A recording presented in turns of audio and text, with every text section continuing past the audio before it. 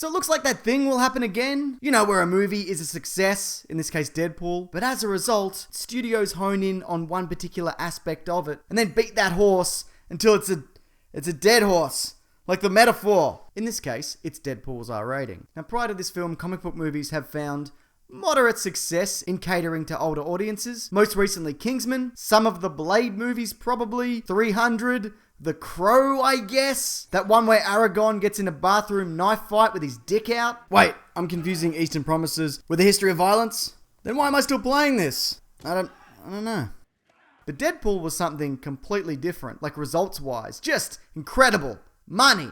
So much money. Before getting on to the why of how making everything R-rated is a terrible idea, I want to briefly touch on other films that brought something distinct to cinema and then had that thing ruined by a slew of copycats. Star Wars. You know how many Star Wars clones there were? No, not that idiot. Why don't you go back to ruining Boba Fett's backstory, you boring jerk? But yeah, so many. Nobody remembers most of them because they thought what made Star Wars work was just have a film be in space. Ignoring the fact that what makes Star Wars great is that Harrison Ford spends every movie he's in telling people how dumb they are and how dumb he thinks this universe is. It's great. He's really good at it. And then you look at Independence Day. Groundbreaking, city-shattering special effects. But my God, can we stop with this already? I mean, it's been 20 years. I don't care how many times you destroy the Golden Gate Bridge. I don't feel anything when I see this. Unless the cast of Full House is on there. I would love that. I mean, minus Stamos. He's a bloody treasure, that bloke. And then, of course, you have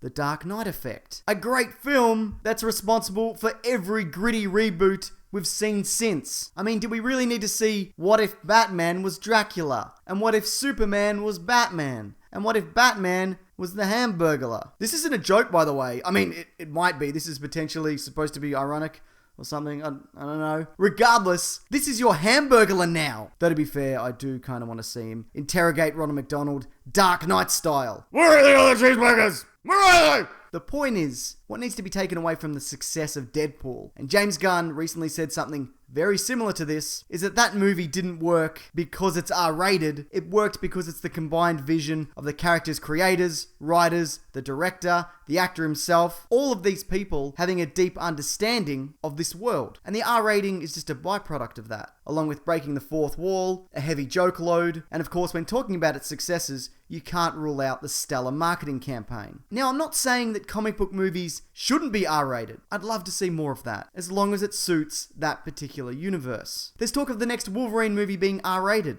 Great! But that shouldn't be because he turns to the camera every 30 seconds and swears to the audience. It should be because he's killing a lot of people in a very visceral way. There's also rumors of an R-rated Batman v Superman cut. Again, great, awesome. But as long as it's not because there's a weird extended sex montage between Clark and Lois. Studios also need to remember that R-rated comic book movies aren't going to be successful all of a sudden because of Deadpool. There's a list as long as my arm of these R-rated films that have failed to make any significant box office impact, such as Dredd. Great movie, regardless, nobody saw it. Also, Spawn, probably. I mean, it did double its $40 million budget, but when you take into account the marketing cost, it's no surprise we didn't get Spawn 2, the Spawner Ring. Also, Spawn was shit. In summary, just make good and unique movie properties and people might see them. And I say might because there's no guarantee. So why not put your faith in good, creative people and roll the dice occasionally? And I say this because at the end of the day, it's not my money, so I don't care if Sony Pictures goes bankrupt.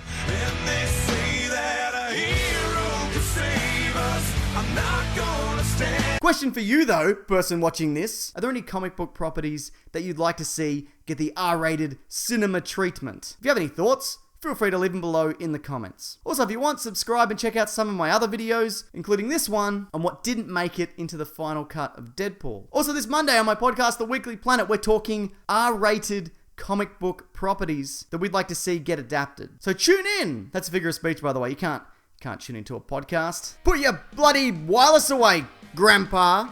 Ha! I bloody got ya. All right, that's the end. That's the end. Thanks, everyone. Take care.